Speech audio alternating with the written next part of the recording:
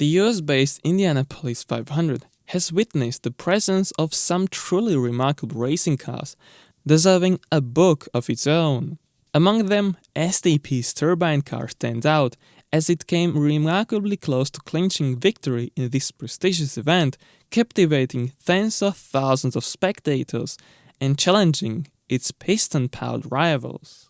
In 1966, an American engineer named Ken Wallace conceived an audacious idea: a concept race car powered by a turbine engine. While the notion of racing a gas turbine car at Indy was not entirely new, it's understandable that both Dan Gurney and Carroll Shelby rejected the proposal for potential cooperation.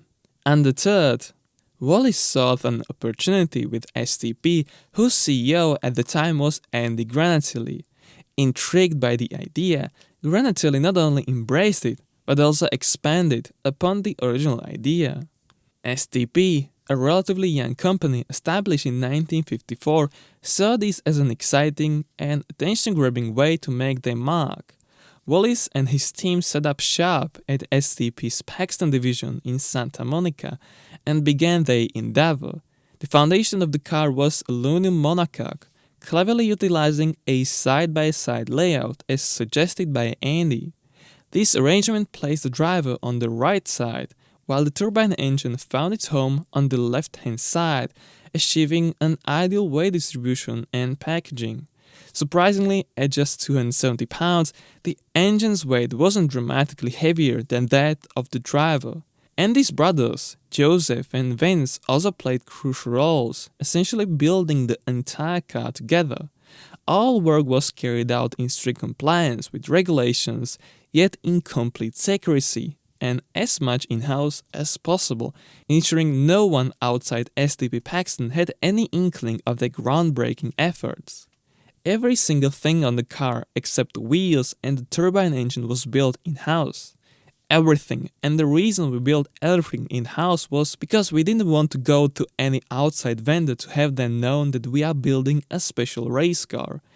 And when we built the car, it was built completely in the rules, completely in specifications. The team opted for the most exceptional power unit available at the time, selecting the Pratt & Whitney Canada PT6 from various small commercial aircraft, which was only a few years old. This engine boasted an impressive track record of reliability with a failure rate of just 1 in every 651,000 hours. Designed as a turboshaft type, they used the ST6B version, rated at 550 shaft horsepower for the purpose of Indy 500 racing. The turbine would spin at 30,000 RPM, and to adapt it for racing, a planetary gear set was incorporated to reduce output shaft speed to about 6,200 RPM, which was then transmitted through a single-speed torque converter gearbox to the wheels. One intriguing feature of this power plant was its idle state, which occurred at 54% throttle. To set off, the driver simply had to release the brakes. Not only that, the engine response was absolutely ridiculous. Parnelly Jones, the hard driver for this extraordinary machine, mentioned it had a 3-second turbo lag. Every throttle actuation basically had to be planned incredibly soon. The car's design featured all independent double wishbone links with inboard mounted suspension and 4-wheel drive system, an idea also championed by Andy. It was equipped with 4-wheel disc brakes and an aero brake.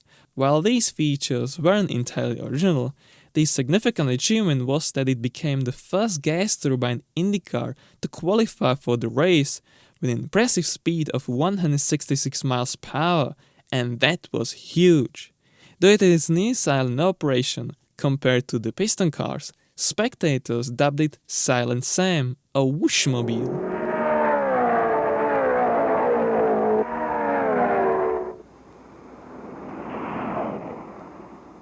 Starting from the 6th position, Jones quickly overtook Mario Andretti to take the lead and maintained it for 171 laps.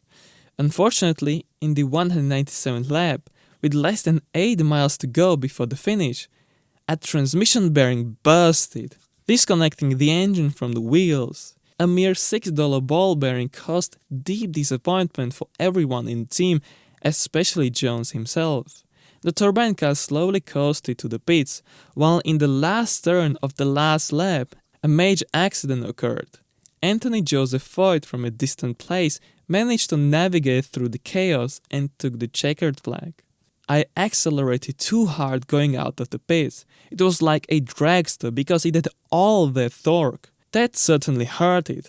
I just kick myself in the rear when I stop and think about how I blow that race away by my driving style. That's what I did. Anyway, Andy just cried like a baby because when it broke down in the garage afterwards, I felt so guilty because it was me that created the problem. The incredible speed and performance of the turbine car in the Indianapolis 500 did not sit well with USAC.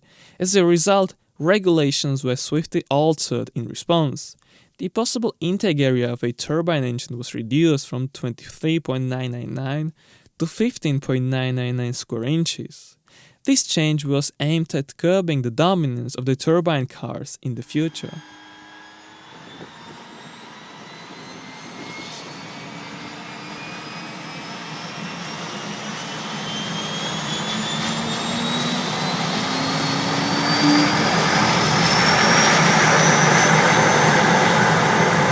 A year later, the Lotus 56, utilizing the same engine but conforming to the new regulations, entered the Indy 500. However, its performance was now more reliant on improved aero, suspension and weight distribution, as the sheer power advantage had been curtailed. Despite the efforts, all three Lotus cars in the race failed to finish, marking the end of the turbine car era in the Indy 500. Subsequently, no other turbine car ever appeared on the Indy 500 grid again. Interestingly, Colin Chapman, the mind behind the Lotus 56, also attempted to introduce the car to the Formula 1 grid. However, in the F1 races, the car did not achieve any notable success and failed to make a lasting impact in the championship either.